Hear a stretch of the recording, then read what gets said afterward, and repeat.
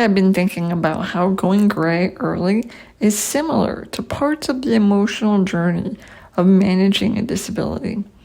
I reached out to haircare entrepreneur and blogger Lauren Stein, thinking she'd never respond. But she's exceptional, and she did. Here is our lively talk, but before we get to it, allow me to introduce you. Lauren Stein is proudly a jumble of many things. She's a mother, a wife, an artist, and a volunteer. She's also a haircare entrepreneur and writer behind the charming and popular blog How Bourgeois. Together with her husband John, Lauren created the line, "By the way, your hair looks fabulous," when she could not find products on the market that fit her particular needs, mainly more natural, affordable hair care just for silver, white, and gray hair. A happy Michigander, Lauren also loves homeschooling with her son and taking walks with their dog Josie. We are so excited to have you with us. When I first started going prematurely gray, or we call it silver, I was looking for a lot of resources online. I was searching and I was trying to find other women that were going through the same things. And I saw your blog, and just the way that you express this journey, I think is so honest and so vulnerable. And because you not only told us that it's okay to go gray, but you also said it's okay to not do it either if it's not the right time for you. I really enjoy the videos that you're both putting out, and you've had me tearing up and crying several times. Good tears, happy, life-affirming tears. And now what you said about the blog being helpful on your gray hair journey, as they call it these days. I'm so grateful and thankful to hear that. One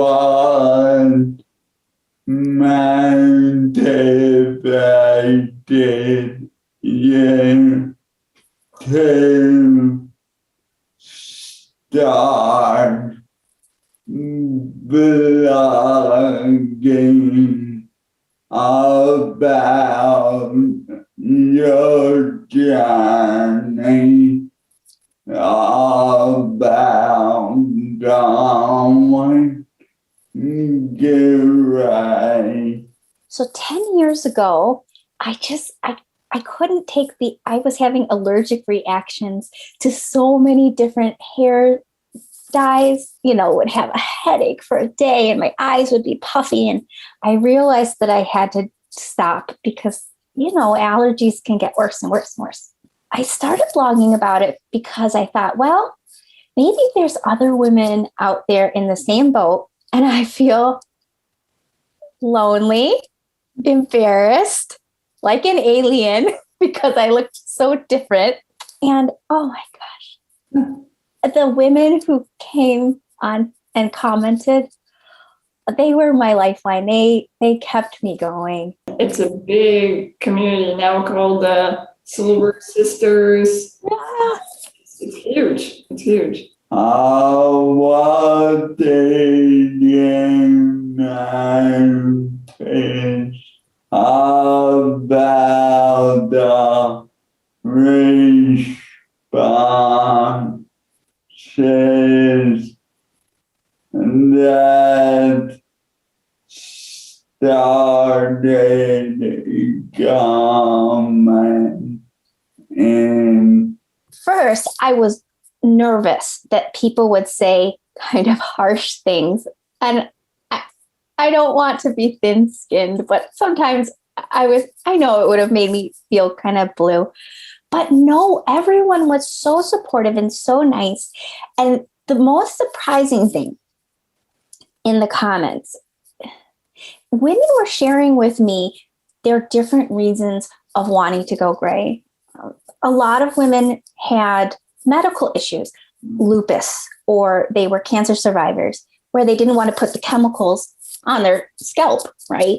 And some of them, they were worried about what their husbands would feel, or, they talked a lot about if they were single, would anyone like me with gray hair? They were really worried, but they had these big reasons to avoid the dye. my heart felt sad because that's a hard decision to make between your health or your allergies and what society wants of you. I've been thinking about this through the lens of disability. We're not saying that this journey of going gray equates what someone with a disability is exactly going through, but there are parallels in this journey of having something that you once had, which was hair that is more considered youthful, and that suddenly being or slowly going away and it's lost. But I think too, Laura, and this is where Dan and I we had some interesting discussion, more like arguments, but yeah, in that I think a lot of what we're trying to do on the Ginchiest is to build a bridge between the experiences, which are, I think at the heart of it, human. Yes. And this, people think of disability as something very foreign. They don't see, especially if they have very little to no experience with it. So in my blog, once when I was writing about gray hair, I said something in one of the posts about, it's just a hair color. And there was another gray hair blogger who wrote something, very wonderful woman, but her opinion was it's not just hair. You can't say it's just a hair color because it comes with all those emotions that you've talked about, Viola, which I feel those emotions so much too.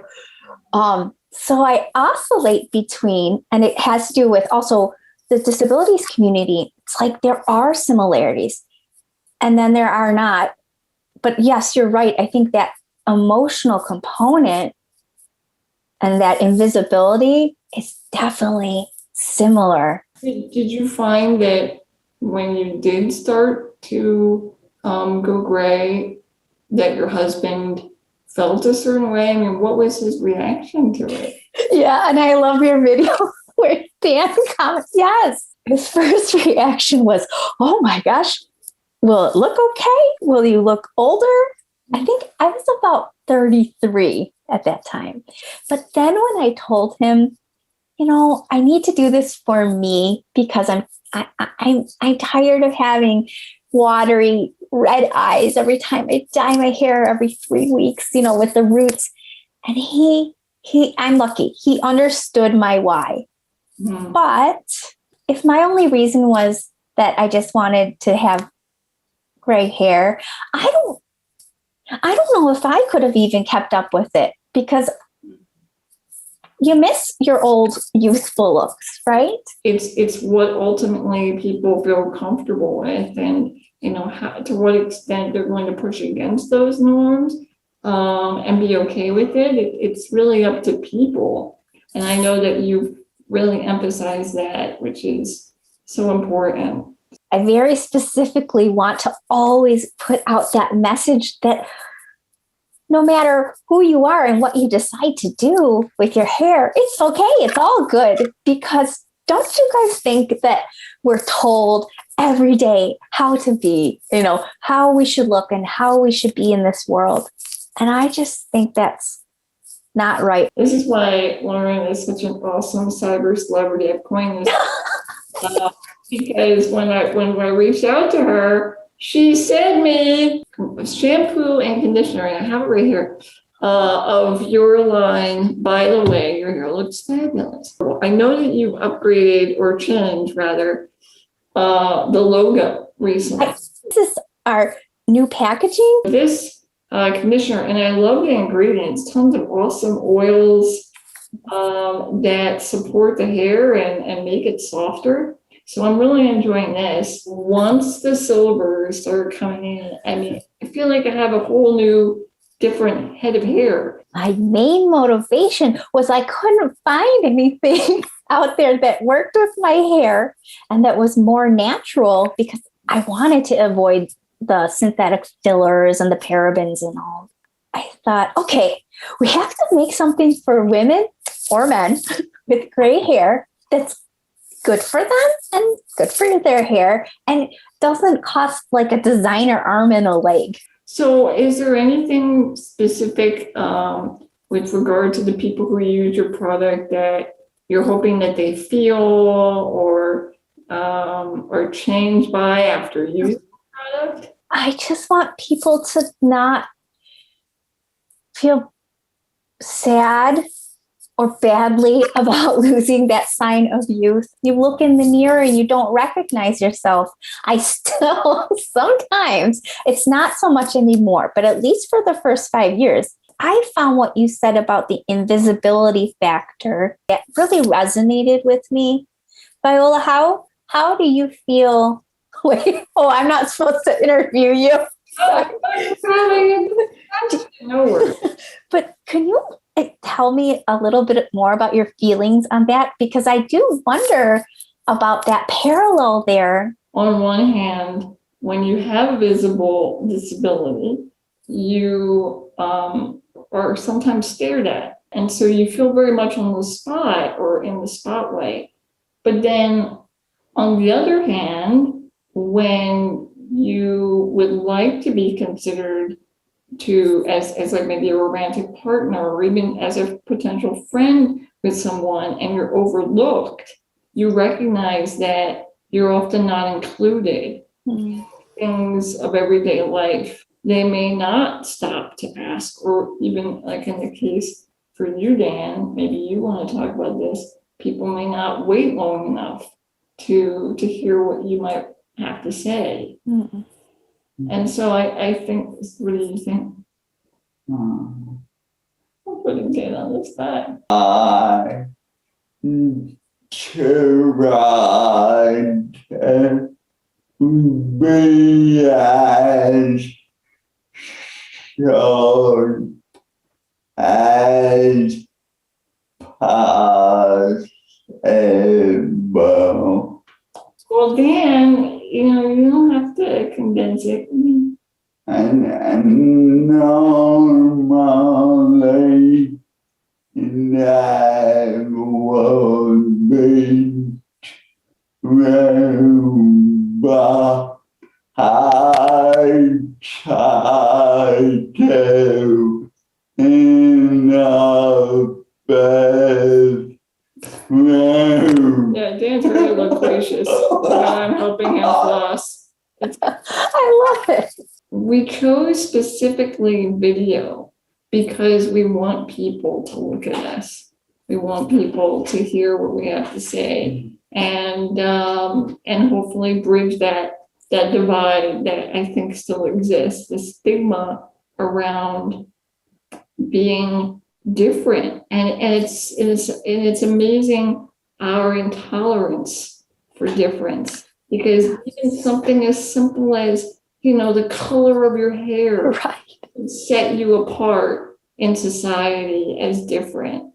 Wow. Lauren, I know that we have taken up so much of your time, but I could talk to you for hours. yeah, same. I think that Dan learned a lot today because he was. Thank you. Maybe he won't stare at my silver, so.